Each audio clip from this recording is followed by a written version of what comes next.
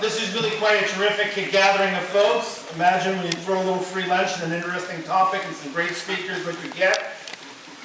Indeed, this event would not have been possible without support from some important friends and sponsors. Thanks first and foremost to the team from the Global Center for Health Innovation for making this fantastic facility available and supporting us here. And also to our friends from BikeRig, from whom you'll hear in just a moment. Thank you for your generosity and for your commitment to technology innovation in Northeast Ohio. Very much appreciated.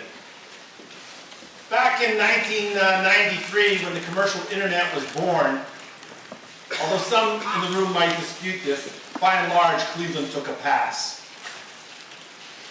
In 1998-99, when 802.11 was passed by the IEEE and turned into something we now call Wi-Fi, even though the core radio engineering was done just down the street in Richfield, Ohio, although some of the room might dispute the matter, by and large, Northeast Ohio took a pass.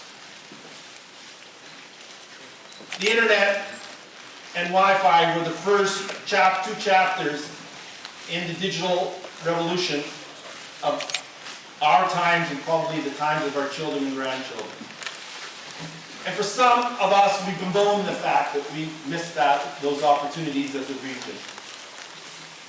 The good news is we stand, and we believe we stand, at the beginning of the third chapter of the digital revolution, and that's a chapter that we're calling the Internet of Things. We have a grand tradition of over 100 years of world-leading, unconnected manufacturing. World-leading, largely unconnected healthcare. World-leading, largely unconnected design. And the era that stands in front of us is the opportunity to use internet technology platforms to become world-leading manufacturers, healthcare providers, and designers into the 21st century. Back in around 2010, as a global population, we were about 6.8 billion people. And that was a year, more or less, give or take, when we had about 12.5 billion connected devices on the planet. And as we now know, many of those devices, going forward, most of those devices are actually no longer in our pockets. Those are the things in our homes. Those are things that we wear. Those are things that actually are sensors and controllers that are all around us. Our homes, our cars, our workplaces, sporting venues, our parks and our lakes, our community centers, even our community gathering places, are all enabled, or certainly could be enabled, by sensors and amplifiers. In fact, on the conservative side, by the year 2020, projections call for about 40 devices for every human being on the planet. 40 connected devices for every human being on the planet. That is a massive opportunity that is out there, as much as, and this is on the high end, Morgan Stanley suggesting that's a $14 trillion opportunity. We in Northeast Ohio will not only be part of that future, our call, the call of our efforts here, is actually to be a leading part of that activity.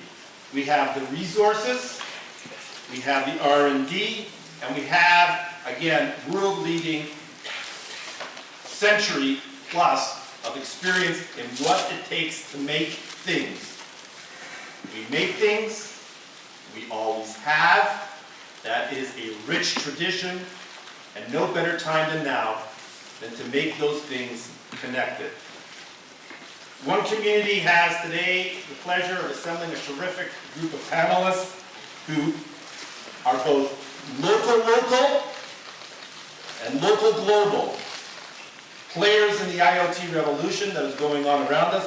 We're excited to hear their views on what is going on in the IoT space, to open up the dialogue with you and to get your feedback. We'll have a bit of time for Q&A as well. And of course, we'll be watching the Twitter back channel at hashtag, oh no, hashtag, that's better. I want to make sure it's front and center in your mind right now.